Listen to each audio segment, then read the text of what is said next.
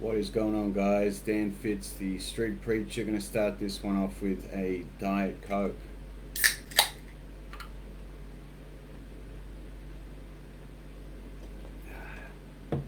Cheers. I always get a little nervous, a little anxious, fear or excitement, however you want to label that, before I do these. Why is that? Oh, one, it's live. Two, I'm open to both criticism and compliments of any kind. Three, something could go wrong. Four, the constant fear of judgment. I mean, I could go on.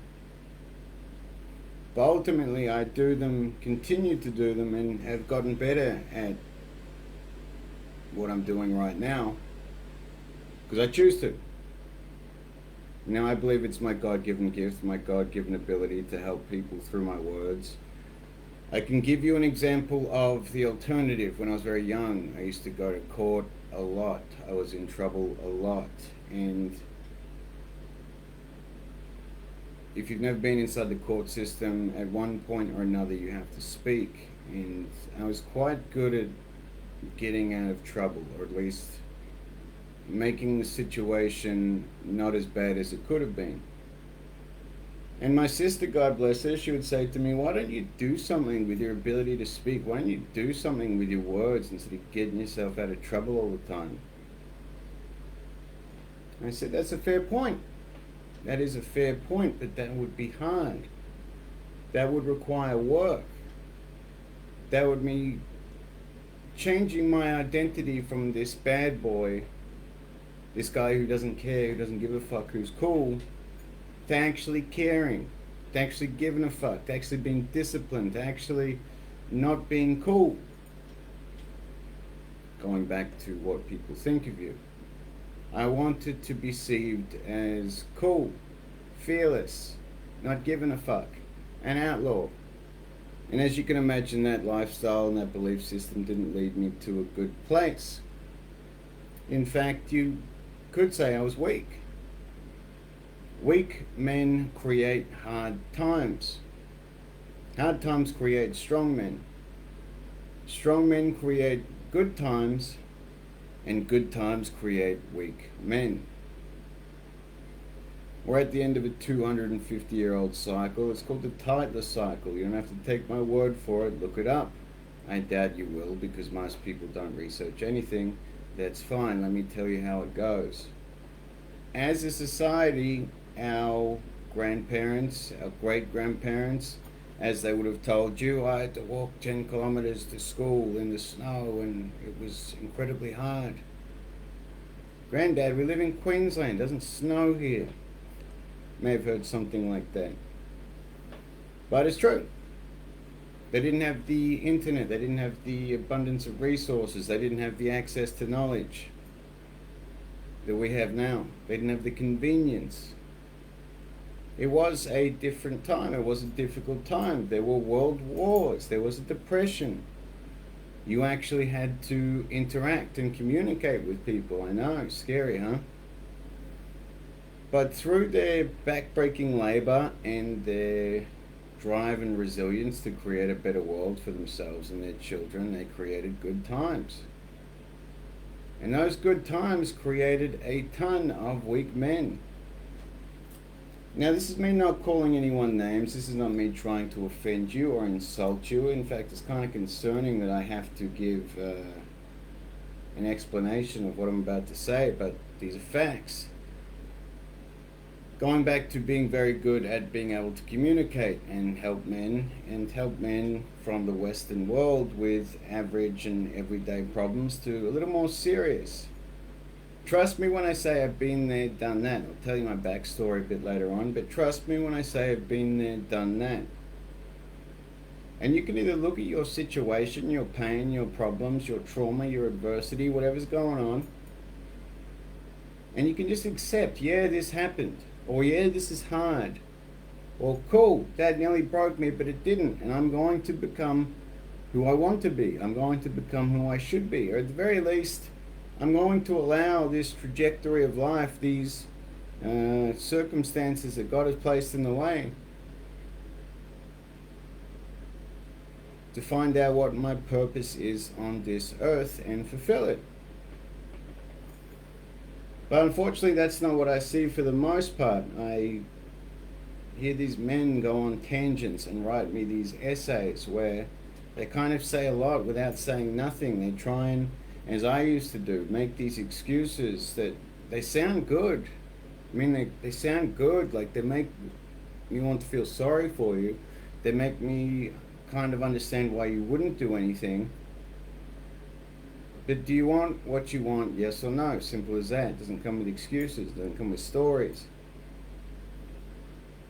I've met the enemy and he is I. I got this tattooed on the top of my back around 7 years ago. It was also the time that I completely disassociated myself from being controlled by alcohol. And when I used to drink, I would fuck up jobs, relationships, friendships, myself, my happiness. And I would blame my parents, my exes, the government, life, whatever, why I would drink.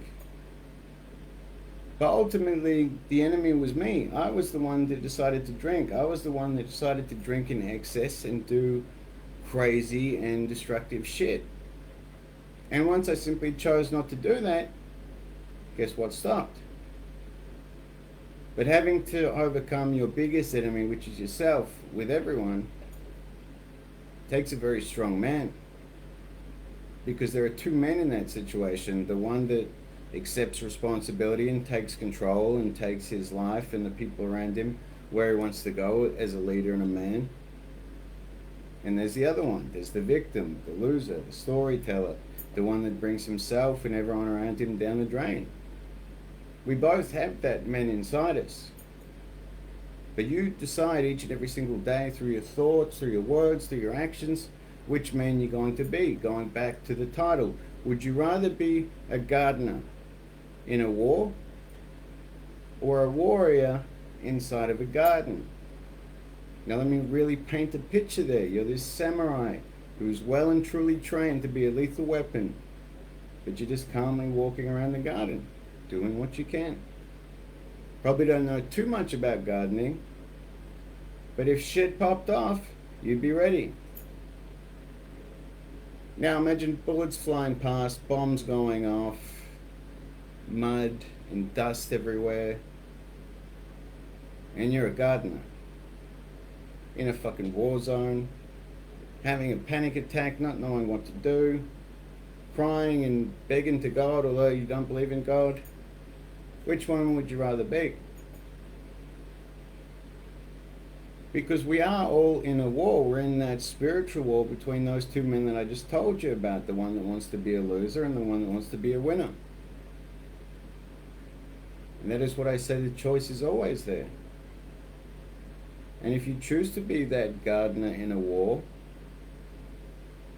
your day-to-day life will be some kind of living hellscape where you don't feel excited, you don't feel happy, you do anything based out of fear, trying to hide or cut corners or not get killed.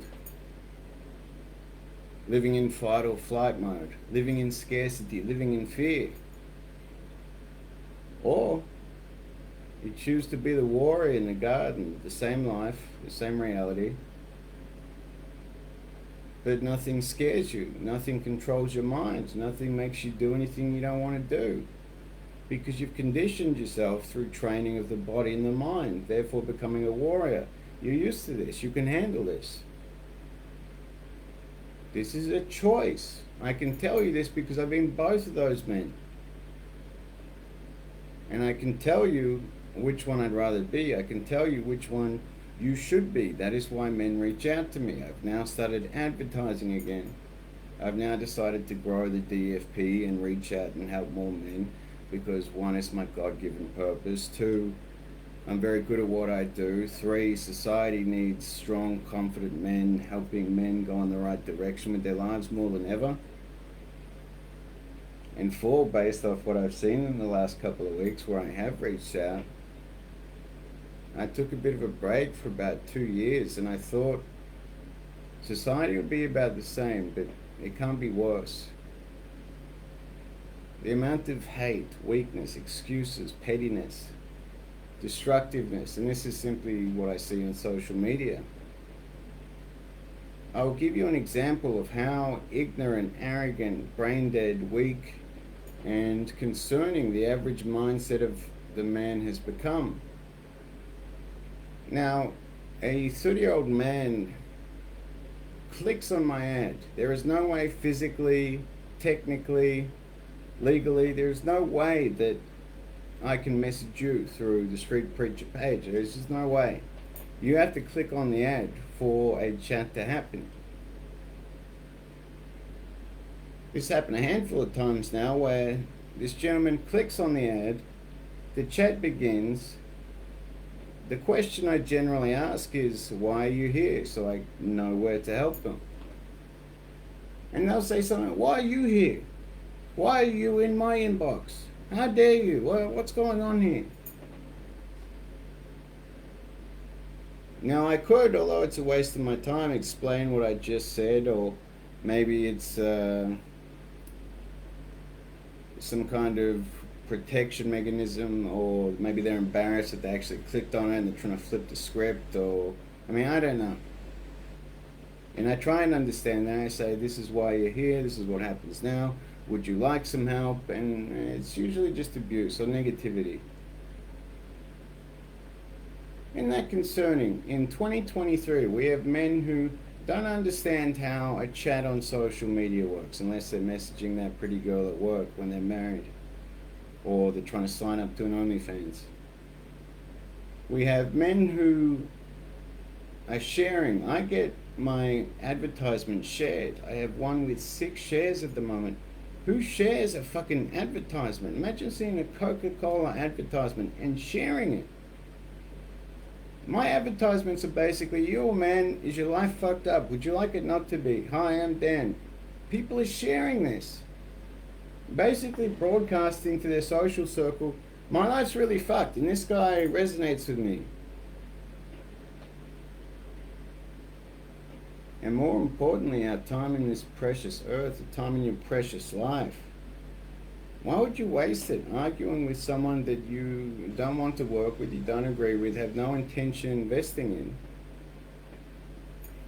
But this is the sad state of our society. Your focus, your attention is your most valuable asset. And most people just throw it away, give it away, have no idea on how to control it, which is the very reason your life is chaos, the very reason why you're unhappy, but you have no intention of changing it. In fact, you have no idea how to change it. Or if you finally come to a place where you're like, yep, I'm going to change this, fully committed, you can't pay attention, you can't focus, and you can't be disciplined longer than a week, if that. There is so much more to change, there is so much more to growth, there is so much more to becoming a warrior than not drinking for 30 days. Than not being on social media for 30 days. You might find that hard to believe because so many out there are warriors and have the life that you live and know everything and know exactly what's wrong with you mentally, physically, but also know every single thing that won't work and why, apart from finding the actual outcome or the solution to the problem, which is you.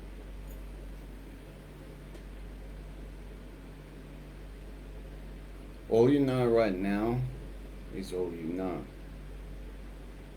Don't think about that too long, but that's what it is. And if all you know right now hasn't given you the life that you want, the body that you want, the state of mind, inner peace, happiness, that kind of thing that you want, then what you know is either not enough or it's wrong.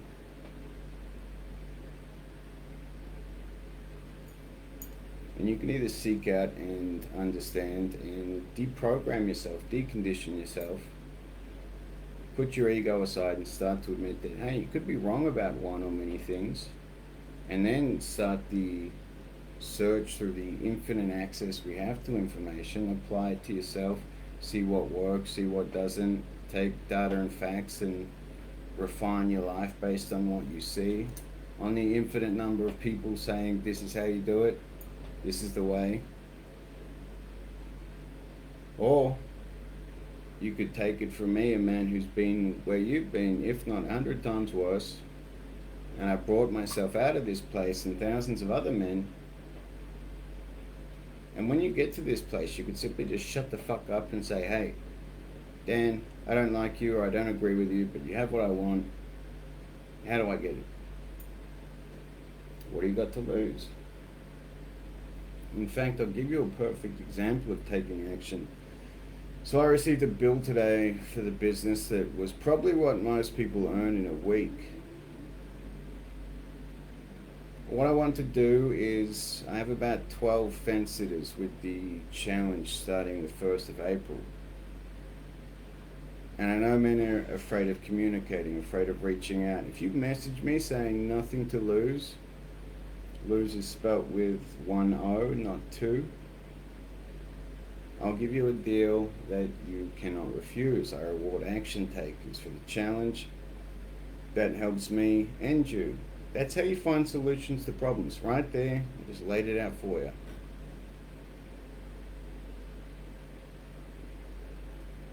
Alright, that being said, I have a lot of work to get done to get this challenge ready for you guys.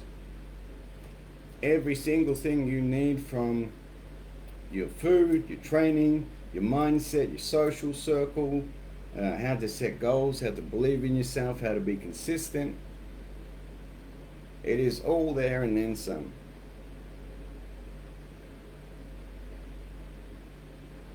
But there's no point giving it to you, there's no point committing to it, there's no point even trying unless you've made the decision it's this or nothing. I'll change who I am, I'll change what I do, I'll live a life I never thought possible, but it's not 1 foot in, 1 foot out. It's not, I'm going to try this for 6 months and I'm going to go back. It's not, I have an excuse ready in case something goes wrong, and the excuse has nothing to do with, it's my responsibility. Put your pride and your ego and your bullshit aside and just let go and commit to something like your life depends on it. Because the scary thing is, from some of the inboxes that I received lately, it truly does. And that's why, as crazy as I may seem, there's a method to my madness, and I take what I do very seriously. It's not exactly sunshine and rainbows dealing with men's depression and darkness on a day-to-day basis. But the reward I get, the joy that I get from getting men over the line, getting them out of a place that they never thought possible, is worth it to me. So also, to answer a frequently asked question, that is why I don't smile a whole lot. That's why I don't laugh too much. Anyway, I am enjoying this process of getting to know you guys, getting to know myself, and seeing the impact that we can have together. So the best is yet to come, not just for me, not just for the DFP, but you as well. If you believe that, Godspeed, God bless.